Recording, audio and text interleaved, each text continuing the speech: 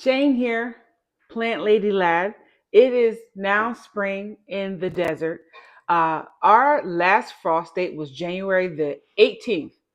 I just figured this out maybe about a week ago because I'm thinking, oh, I'm getting ready for spring and, let me get everything, put some seeds in and do all these things because spring is coming up. Everything's going to start coming out. And then I noticed I have some things that are like my figs are sprouting. I have a Concord grape that's sprouting. I'm thinking like, what is going on? But it has been about 70 to 80 degrees in the afternoons. Mornings are still about 50-ish, which is still a little cool for us. But everything seems to be coming alive. So I still have cool weather stuff that's in the garden that needs to come out. The collards that need to be cooked and jarred. We have some celery where we got to dry and preserve and freeze and do all those things with. What else do we have that? Oh, Napa cabbage where we're going to be making kimchi. Stay tuned for that. We're going to have a video on that. And just some little things that can come out of the garden so we can rearrange and get ready for putting in our spring and summer stuff. So this year I actually got some seeds from Baker Creek heirloom seeds. Yeah, Baker Creek heirloom seeds. So I want to show you what I got. I did plant a couple of seedlings, which they all sprouted. So I'll show you those in a second, and then we'll go put them in the greenhouse. So Baker seeds, they say they're heirloom seeds. So I got some pretty interesting ones that I was like, oh, let me see how they grow. I got some corn, I got squash, I got melons, I got some okra. We don't really eat okra, but I want to see how it grows. And it's supposed to be good for your hair. Of course, my head's itching as I say that. But anyway, got burdock root, some greens that say it's supposed to, they are heat and frost tolerant. We'll see, because the desert heat is something that is, I don't know what the heat is they're talking about on these, but the desert heat is something completely different. So I'm interested to see how these do when they sprout, if they stick around in 115 to 20 degree weather, shaded of course, but we'll see. And then I have some tomatoes, which I thought were interesting, a couple different type of tomatoes, some peppers, which I thought was quite interesting because I want to have some powdered pepper to put in our spice cabinet, and do a couple of like hot sauces and maybe some sweet, some like what am I trying to say? Like we got sweet peppers, hot peppers, and tomatillos. So we got the yellow and purple tomatillo, which sprouted. So we'll see how they're going. We'll talk about that in a minute. But the seeds that I got, we're going to start off with the corn. Got a glass gem. This one's a corn glass gem. This one here is the variety you can't eat. It's just, I can't remember the name is escaping me right now. What is it called? Ornamental. There we go. Ornamental variety. But honestly, I really want to eat it. It's probably going to come out like the rest of the corn whole. So we'll see. Whatever. I'll take a bite and see what it actually tastes like. But it's really ornamental, but it's super pretty. Look at that. So hopefully we'll get that. These ones that I'm showing you right now are the ones I'm going to directly plant. And then I have the ones where I actually have some seedlings of. So we'll talk about those. So that one was the glass gem. Then we have one of my favorites is the Hopi purple. Oh, it's so pretty. Look at that. Yeah, so this one we will definitely eat, and we'll save the tassels because the tassels, corn silk, which people call the tassels anyway, which I'll probably use out of the gem. They're used for UTIs, so I'll tincture those, and we'll see how it goes. Then we have an atomic orange. Look at that color. Oh my gosh. I can't wait to put this in the ground to see how it does. Corn does really well in 100 plus weather. It grows super good. As long as it has like that wind to help pollinate it, this will be a good one to grow. Okay, so that's the corn. We only have 3, but I'm going to do like a 4x4, plant it in the ground and do like rows of it. So we'll see how that goes.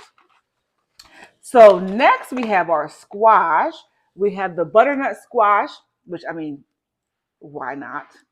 It's good to have. These probably get super big, and I probably am going to be, I need to be really strategic with my spacing because this gets like 2 to 4 pounds. So we'll see about that one. Then we have the Musky de Provence. I've never even heard of it, but I see this in places of like home goods or like Target as a decoration, but it's like plastic. So I thought, oh my God, let me grow this and see if we can by fall or like, yeah, fall. My wife likes to put out pumpkins in front. So I was like, let me grow something you can put out in front and then we can, chop it up and save it. So we'll see. So that's a good one. It's so pretty. Look at that color. Then we have this is called Somen kabucha or kimchi. To me, it's spaghetti squash, but this is a particular variety that I don't think I've heard of before. So I'm interested to see how it looks and really how it tastes. So we'll see about that one. I'm probably butchering these names, but that's okay. Then we have a Jarradale squash. Look at the color on that. That is so pretty. So I'm so interested to see how these grow.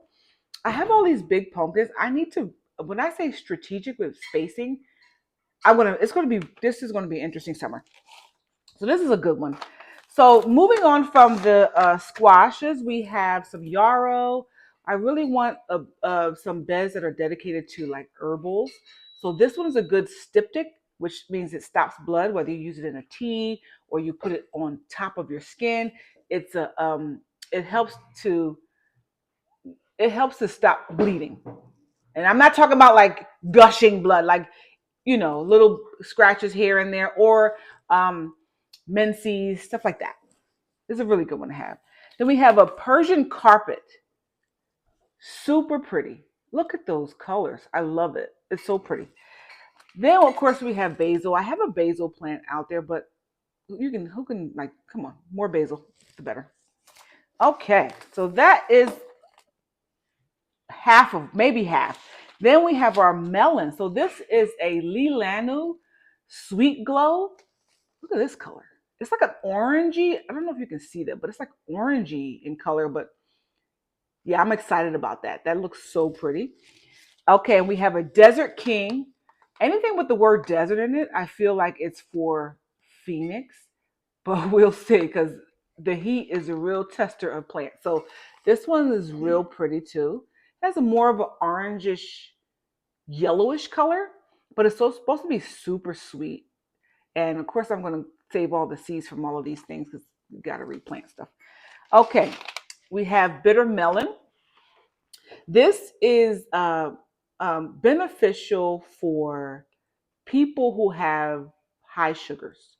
So this one I plan on making some medicine with and tincturing it and keeping it in the cabinet for use in that way. Now, do your own research. I want to have this in the garden. It's a very good medicinal plant to have, fruit to have, that does a lot of good things. So bitter melon, and then it's in the name. It's bitter. We have another melon that I got is a Japanese tiger. This one looks more like an actual, like the green melon.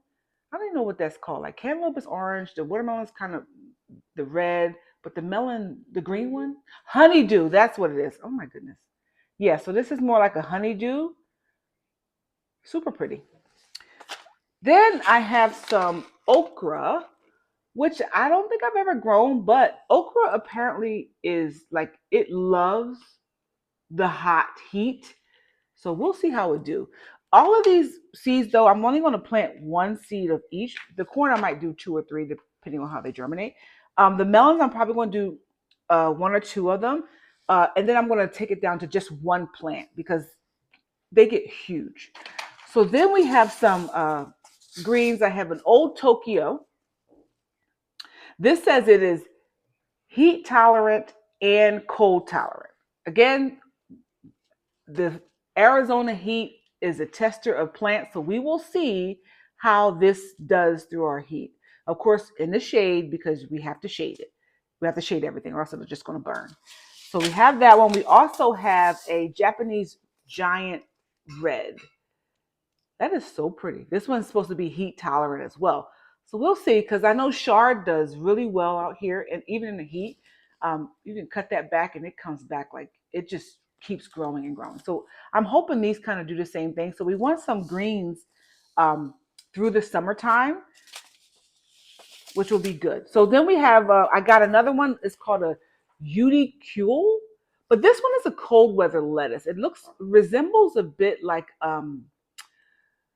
romaine, but this one is supposed to be a culinary symbol of Istanbul.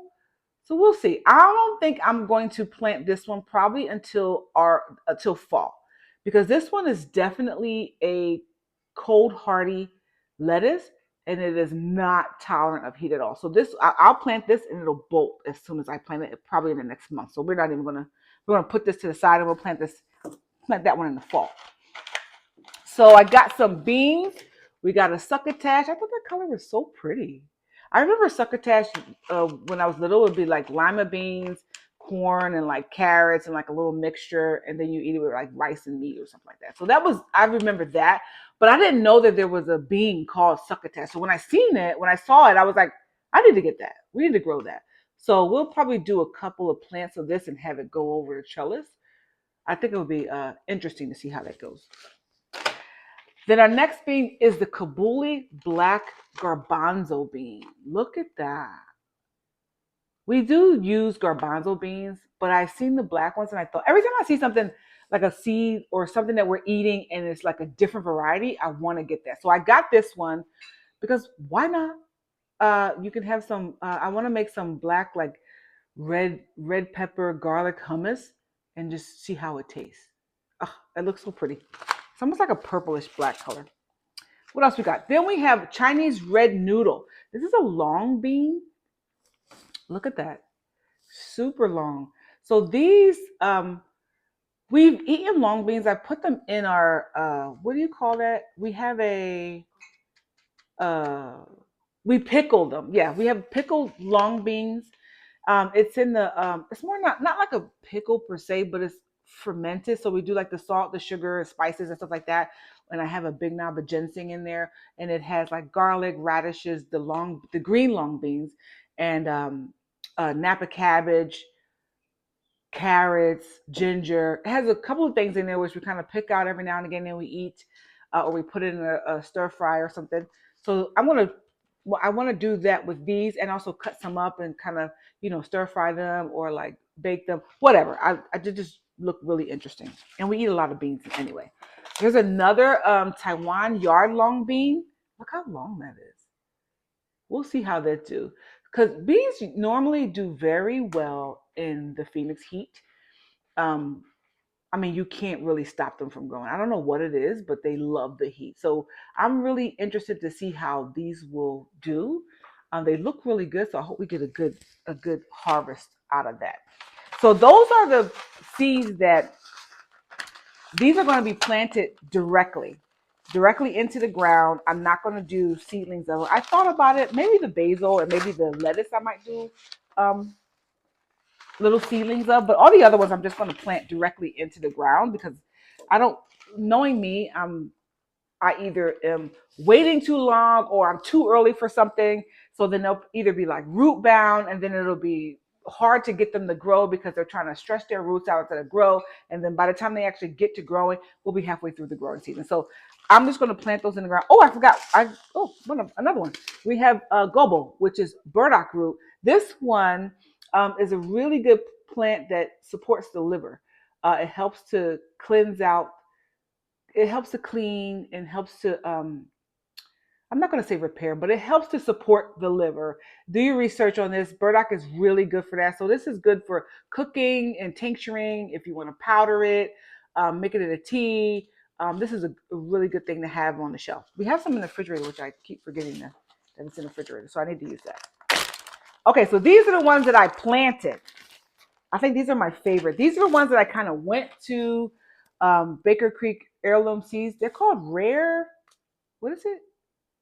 Rare Seeds? Yeah, rareseeds.com. These are the ones that I went there and I was like, I want these seeds and I want to grow them. And then I saw all these other ones that I just showed you and I was like, oh, I want those too. So uh we have a sweet pepper. It's called, oh, and I'm gonna butcher it. It's chorisharo. So pretty. Look at that. I want a lot of peppers. We eat a lot of peppers, and I want to make some ketchup and tomato sauce, which we made before. So I think it'll be good to have those in the garden. Then we have a red Savina pepper. It almost I think it's like this one is the red version of the habanero. I think might be a little more hotter. It says it has 250K Scoville heat unit. So we'll see what that's like. I think this will be good in sauces. I think that's a good one. Then we have, oh, I don't even know this name, but it looks good. This one is a sweet pepper, good for roasting. I like that. So we can put that in some salsas and along with that other red one. I don't even know how you say that name. It's a we're not even going to butcher it, but it's supposed to be a roasting pepper, another roasting pepper, and beautiful. Then we have an ahi cachuca. I'm butchering everything, but look at that color. Look at the range of colors. It's like purple, red, green. I love it. I think this one is another, this is a hot pepper. It says it's less hot than a jalapeno and has more of a sweet flesh. So it's supposed to be hot and sweet. So we'll see. I just imagine going out there and eating them off the vine because they look so good. Then, of course, we have the cayenne, which is good to have in the cabinet. This is a great uh, blood mover. So, helps with if you have a propensity for clogged arteries. This is a good one to kind of mix in your meals every now and again. Now, on to my favorites. We have tomato. We have the brown sugar tomato. In my mind, I think this is candy, but we'll see when I go to taste it. I want to like bite into it like it's an apple, and I think it's going to taste like an apple tomato, a tomato apple or whatever. It looks good. Then we have the black cherry tomato. I've never grown cherry tomatoes. So, and sometimes we eat them a lot in salads, but if we don't have them, I'm not going out of my way to buy them. So I thought, why not grow them and see if I like it. We'll see. The next one is Queen of the Night. Look at that. Isn't she pretty? And I hope it comes out looking something like that. That is so pretty. I love that. Queen of the Night tomato. So this is it doesn't let me know if it's like sweet. Apparently it has a rich flavor. So we'll see. I'm interested in like taking a bite out of this one too. Look at that. Oh wow. Okay, and then one of the favorite tomatoes I like to grow is Cherokee Purple. They get so big, they get huge, and they almost have like a dark, like hue to them, like a little bit purple streak in there, but not too much. So this one is yeah, I'm interested to kind of put these in some ketchup, make some ketchup with these. Cherokee Purple ketchup. That'll be good. Now to the tomatillos. I've never seen yellow tomatillos before. So I thought that was quite interesting to do like a salsa verde and it not be green. I never even knew there was yellow tomatillo. So we'll see. It sprouted, so we'll see what happens. And then I got two different purple tomatillos. We have a purple Coban and then just the purple. Not really sure what the difference is. Maybe in the size. These get about 1 inch in diameter. So they're really teeny. And then these don't really say, this says a large fruit, but who knows what large fruit is. And then who knows how big that hand is that's holding it. But I think these are two interesting seeds to grow. And we'll see. Tomatillo did really well for us this summer. We made salsa verde quite a few times. The last time we made it, it didn't go so well because of the oil we used. Like, I don't know what was wrong with the olive oil we used. It was weird. So we'll see this time. I need to be real mindful of the type of oil we use when we're roasting the tomatillos and all the veggies and stuff to make the salsa verde to see how it goes.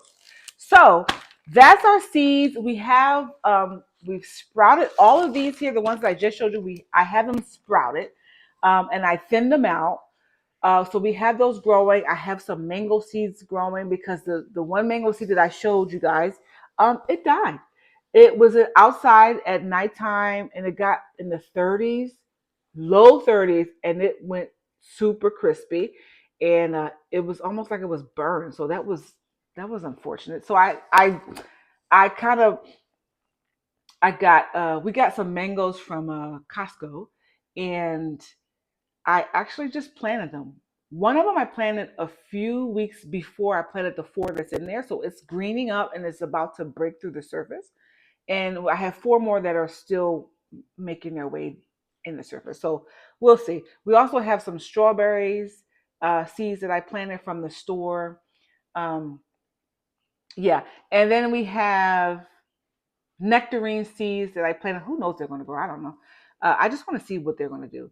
Then of course the sweet potato slips, which I actually should get into the ground more likely by the end of this week. I mean, not in the ground. I should get into the pot because our ground in the summertime becomes like freaking, unless I water it constantly, but otherwise it'll be cement. I like sweet potatoes in a pot, which they did really good last year, but I planted them too late, maybe like at the end of the summer.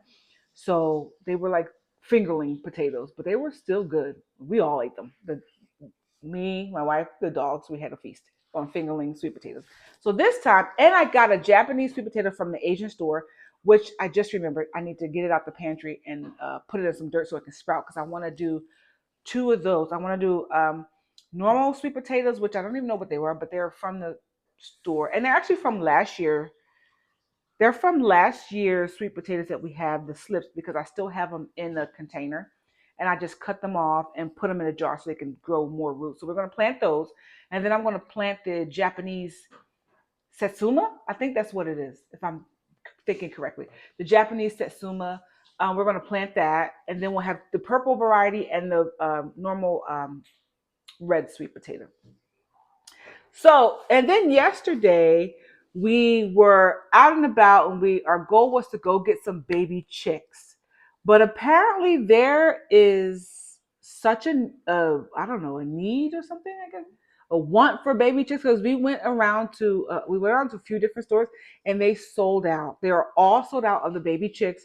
Um, we were told they were sold out in like 2 hours. Like there were people waiting in line for baby chicks. So the next time they get chicks, we're gonna have to head to our local. I want to call it a feed store, but it's like a local everything store. Um, Almost like it's not like the big box store, but it's like a local feed store where you can get the chickens, you get all supplies, you can get other equine things and stuff like that. So I mean, he was like they ran out within 2 hours. So the only thing we could get was a chicken starting kit and like the bin for the chicken to go in. So we got our starting kit for our chickens. Oh, and the bin for them to go in. And I mean, yeah, so we got this. We haven't opened it yet. I'm really interested to see what's in it. Oh, you're lovely. So let's see. Let's see what it says on the box. Thanks. You get like a brooder reflector lamp. You get the heat lamp with it. You get 1.5 pound plastic poultry chick feeder. Okay. And you get a plastic ground feeder. I guess the ones with like the square one, I'll show it to you. And then you get a 12-page poultry guide because Lord knows we don't know a damn thing about raising chickens, but we're gonna figure it out. So let's see what's in this box. All right. We got oh, this is cute. The backyard poultry book. Oh, you'll find the best breeds for beginners, how to choose healthy birds. Oh, interesting. Introducing new birds to your flock. We don't even have a flock, but tips on maintaining the health of your flock. I like that. And easy boredom busters. Boredom? A chicken's bored? Oh, this is nice. Why raise chickens? This is nice. This is really neat. I like this.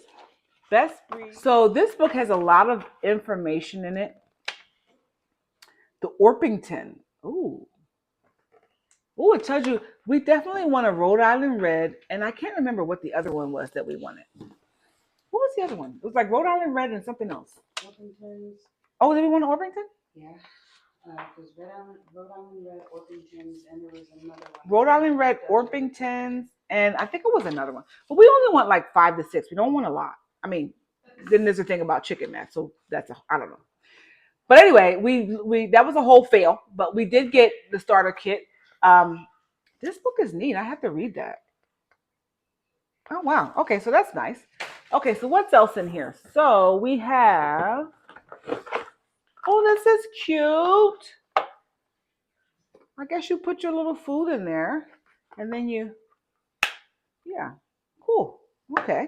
And then these are the bowls, I'm guessing, for the water and the feeder. Let's see. That looks interesting. Let's see. Does this one of these go? Oh, okay. So, wait, is this right? I feel like this might not be. Let's take everything out. Okay. So we have another mini box. Oh, this one has the heat lamp in it. Okay. So this is pretty intense. Okay. Oh, and it comes with instructions. Good, because we have no idea. And then it comes with a light. Nice. Okay. And then, oh, they give you the lamp. They give you, oh, well, I guess this is what the instructions are for because no clue what that is. And then the heat lamp. Very nice. Oh, cool. Okay. So, baby chicks, if you're out there, we're ready for you.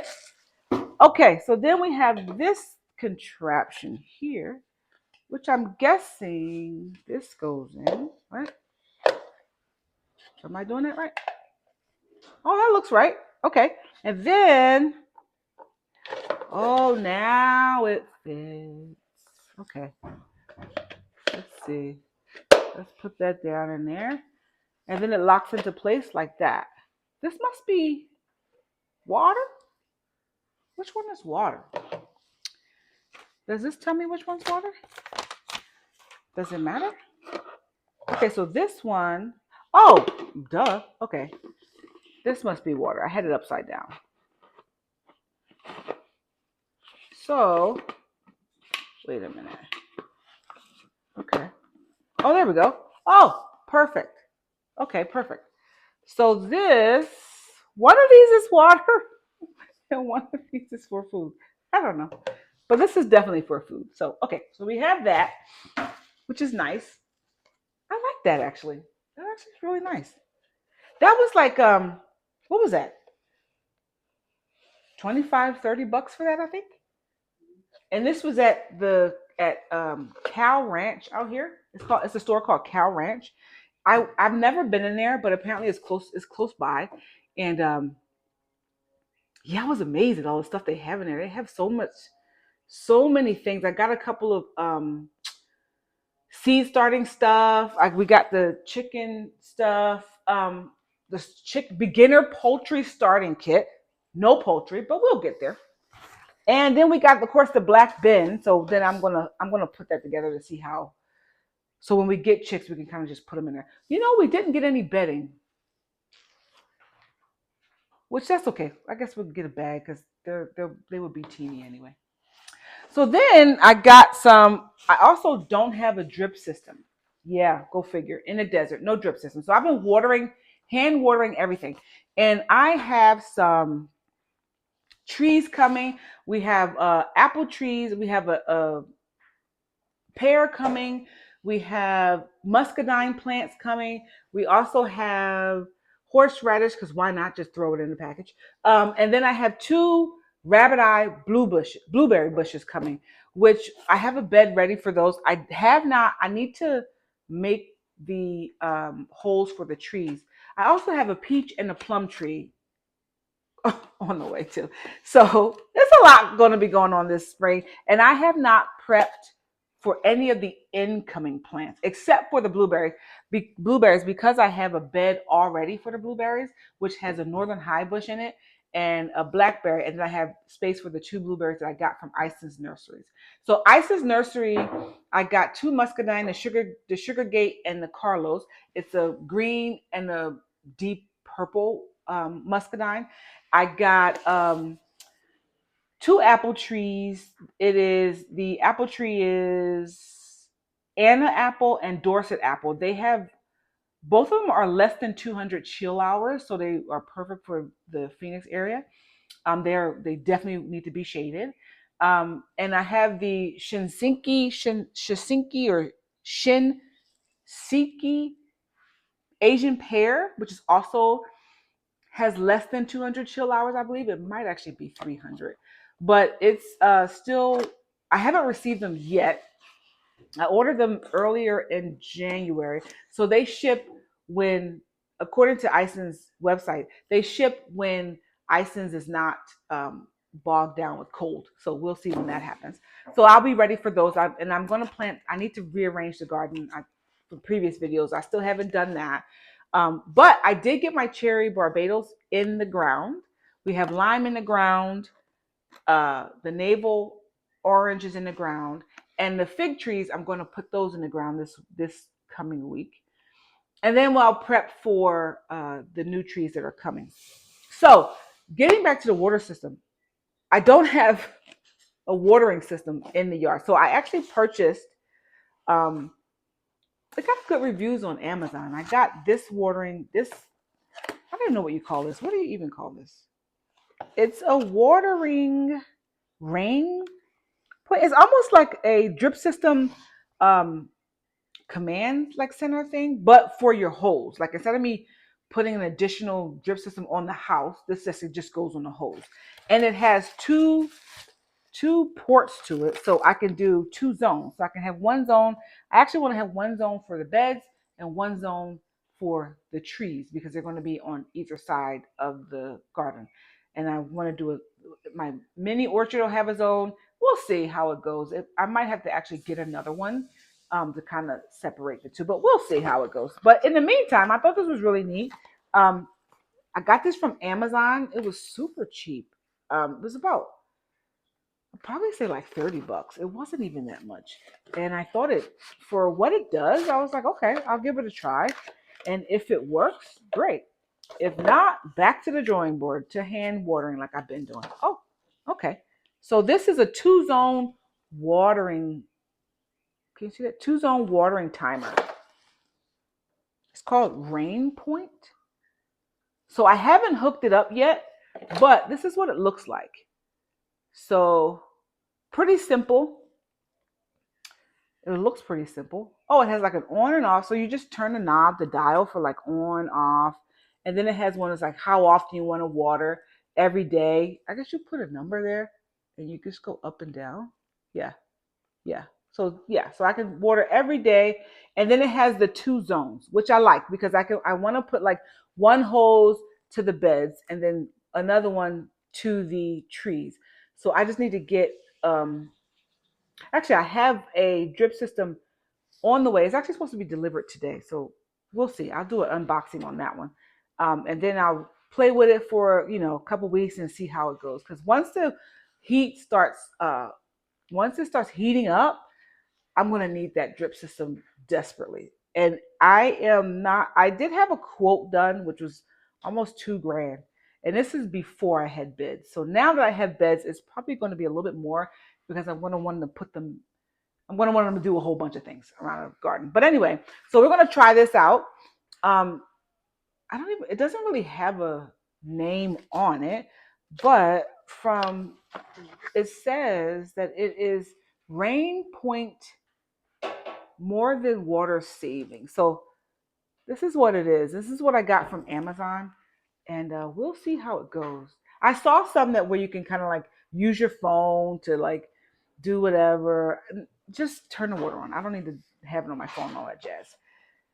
I know if it's not working, if my plants are freaking dying. So anyway, this is a good one. We'll try that out, and I'll put this on the hose. I need to kind of clean my hose bib off because we have so much lime here in Phoenix that after a while, you got to take your hose dip off, let it soak in like, I don't know, some people do Coca-Cola, some people you need to do the lime stuff. Just let it soak and like clean it off with like a brass brush or whatever, or like that really metal brush and get it nice and good. But I need some, before I put this on, I went right to the big box store, because I wanted to get a couple of little things here and there, and I forgot to get the plumber's tape that goes around the edging because that hose I have on the bib now is spouting right at the connection. So I need to re-tape it, put a new one on there, and I kind of want to switch the hose because the hose that's there now, it gets full sun and it's literally on its way out. So I want to switch. I have a new one, but it's in the front of the house, and I'm going to switch those around because the one in the front of the house, it sits in the shade, doesn't get any sun on it, and it's actually in a, a hose covering that doesn't allow it to be out in the sun. So that I'm going to switch that out. Anyway, so when I get the dress system, we'll do an unboxing on that. But that's what I got so far. And spring is here, and I am really behind. But we're going to get caught up and show you the greenhouse in a little bit because I have some bananas out there, fig trees growing, and I have an Olympian fig that I got from Home Depot that has exploded. I am really surprised at that. And the Northern High Bush blueberry, which is not the Northern High Bush blueberry and the blackberry. The blackberry is doing really good. I got that one from Home Depot as well. It's got new leaves on it. It's really loving this area, and it's in the same bed as the blueberry.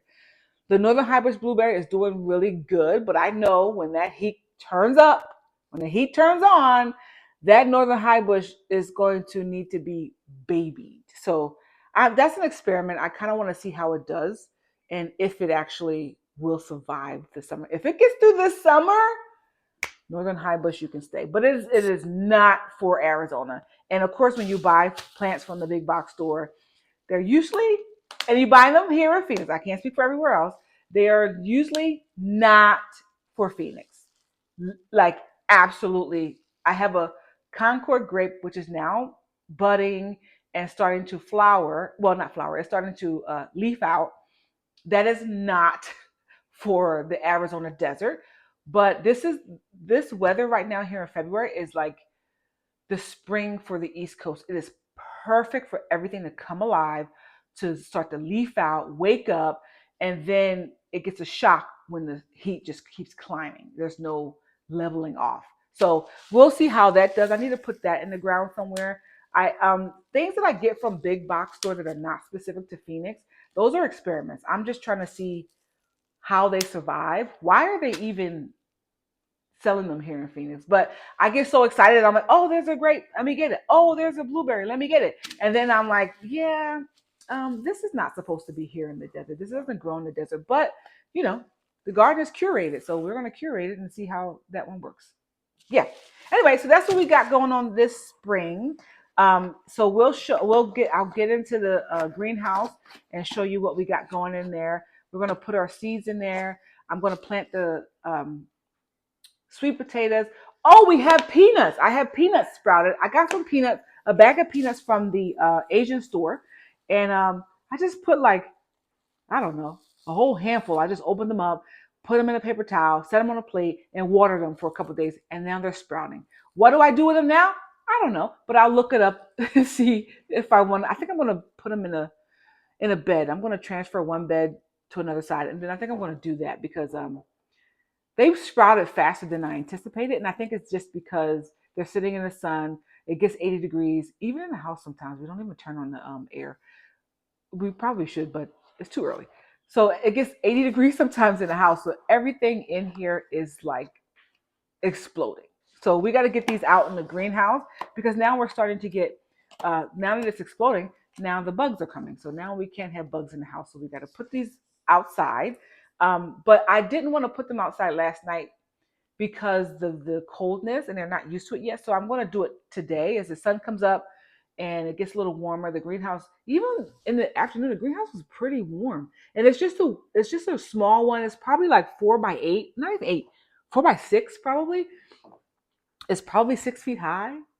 It's not even that huge, but my God, it is warm in there. So that's where the bananas are, the fig cuttings are, and I'm going to put the seedlings. All my seedlings are going to go in there so they can get a better, like more direct sunlight. And yeah, we'll get a good start to our spring. Thanks for watching. Don't forget to subscribe, like, comment. If you like the seeds that I have, or you want to know where I got them from, it's rareseeds.com.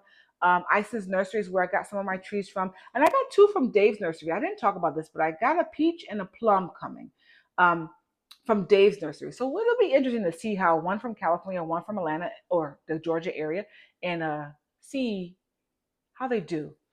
Or it could be me and how I take care of them. So we'll see. Yeah, lots to do this spring, and I hope you guys come along with me. Hey, this is Shane, the plant lady lad. Shane here.